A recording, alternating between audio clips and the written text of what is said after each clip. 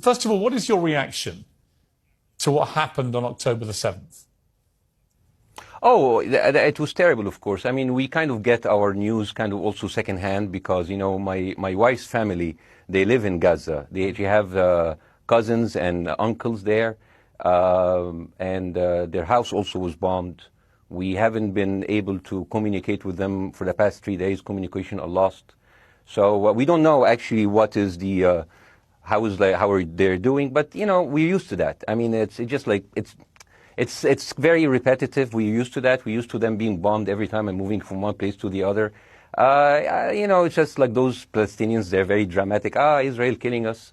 But they never die. I mean, they always come back. You know, they're very difficult to kill, very difficult people to kill. I know because I'm married to one.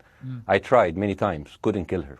So if you look to this graph, for example, this is the death of Israeli and Palestinians, and it's changing from 1 year to year. It's like fluctuating like crypto. So my question is today, what is the going rate today for human lives? I mean, 2014 was a great year for Ben Shapiro. 88 Israelis were died, and there was 2,329 Palestinians killed on the other side. That is one Israeli for 27 Palestinians. That is a very good exchange rate. What I'm saying is, what is the exchange rate for today? You guys will be happy. That's my question. Well, it's not me. It's not me, guys. I'm not on either side. No, not you. Like when I say you guys, I say like the people on the other side of that.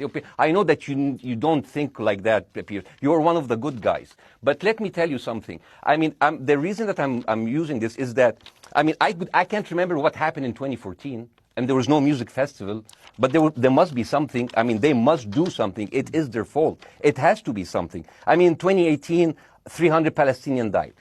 Who's counting, you know? So the thing is, what my question is, let's find what is the exchange rate for human life today so we know, expect the future death of Palestinians and we'll be happy to it. If you were Israel, what would you... If I was Israel. If you were Israel and that had happened to you, what would you think would be the appropriate way for the country to respond?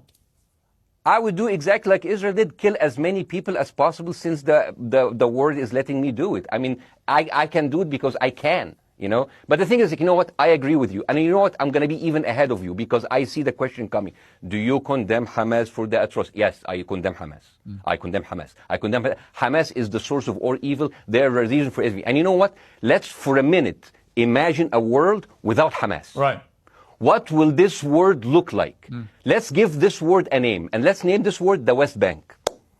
Hamas has absolutely no control in the West Bank. And since the beginning of this year, only through August, 37 Palestinian kids were killed. No music festival, no paragliding, no Hamas. Since the occupation of the West Bank, 7,000 Palestinians were killed. No music festival, no paragliding, no Hamas. I can go on and on and on and on. No, but you don't need to. And the thing is, it is not like something new. I mean, I look at history and I see, I'm sorry to say this, but Westerners has always dealt like this with indigenous people. You first treated them like savages, you know, Native American, First Nation, Aboriginal. They're savages. Kill all the savages. And then when they're almost extinct, you start feeling sorry for them, you know, like animals. So maybe the solution is that we kill as many Palestinians as possible so the few of them that remains do not bother you. And maybe Netanyahu, when he lives for another 100 years, he'll become a tree hugger. Let me just challenge you on this. And he will campaign for preserving the three Palestinians. You keep talking about...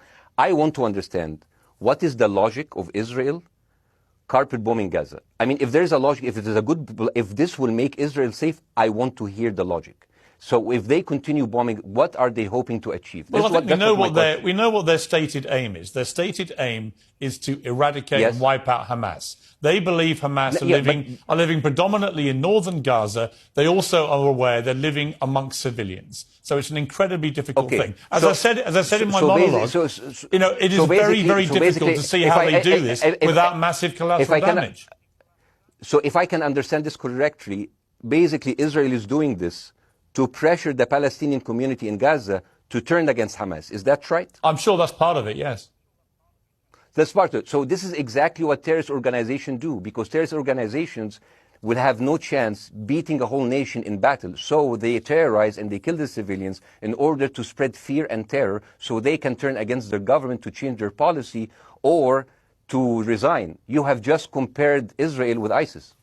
No, I haven't. I don't see any comparison between It's Israel going to be and the ISIS. headlines tomorrow. Piers Morgan, no, Israel is ISIS. Lots of only amongst people. You know what? I'm going to do something that nobody done on your television. You know what I'm going to do on your episode? I'm going to pretend that I'm an Israeli citizen. I'm going to put myself in the place of an Israeli settler in the kibbutz. And I want to speak to my Prime Minister, Benjamin Netanyahu. Mr. Benjamin Netanyahu, I have voted for you because you have promised us peace and prosperity and security. On the 7th of October, those son of bitches Hamas, they went into the fence that is regularly heavily guarded. Usually if there's like a dove that comes close to it, it will be shot. Those people went in, and they went for 6 hours before IDF forces was deployed, killing our friends, our families, kidnapping our grandmothers and babies, and went in. I want to ask you, Mr. Prime Minister, after you have fractured the Israeli community and you have fucked our courts, our Supreme Courts, what are you doing with the money being given to you, to the United States? Also, you are carpet bombing Gaza with absolutely no regard to our hostages, our people. I heard a rumor in the kibbutz that you're doing that you let that happen as an excuse to carpet bomb Gaza, so you push them into Sinai. And I didn't believe it. I was like, not my prime minister. He can never do that. And then I watched an interview for Danny Ayalon. He was your chief advisor. He was also the Israeli ambassador to the United States. And you know what he said, Mr. Prime Minister? He said that the solution for those Palestinians is to go into a vast land of Sinai and live into tent cities temporarily, temporarily, wink wink, until we build Gaza again, and then we invite you back. يعني عبط احنا بقى. يعني فاهمني؟ As we've seen this movie before. So يعني, and when I saw this, I couldn't explain to my fellows in the kibbutz, how come our Israeli government is trading human lives for another piece of land? So as an Israeli citizen, I need to hold my Israeli government accountable. The thing is, this is the problem. Israel always victimizes itself, and I have never seen a victim putting their oppressor under siege and bombing them 24/7. Israel wants you to believe that they are the victim. Dealing with Israel is so difficult. It's like being in a relationship with a narcissistic psychopath. He fucks you up, and then he makes you think it's your fault. All right, you Basim. look at Israel as Superman, but they're really Homelander. Wallahi, they are shooting Basim, fish in a barrel, and they are annoyed with the splashes. The question is, how can you justify the killing in the West Bank where Hamas does not exist? And if the disproportionate response during over all of these years have actually worked, what will be new this time that did not happen before? I just want to. That was my question. Okay, that Basim, was my question. I'm gonna. Okay. So now, if I ask the question, can I say something on my side? Well, a little bit personal. Basim, with respect, a little bit personal. Basim, with respect, I gave you half the show to have your side. Jeremy's had a lot less time. I'm going to have to. You move want me on. to leave? Basim, I'm going to have to let you go because we've been on air with you for 40 minutes. Oh, okay. Now. Bye bye. But listen, bye. I would like to talk to you again, and thank you for joining the program. I appreciate it. Oh, by the way, my wife's family is all right, and they sent us a house.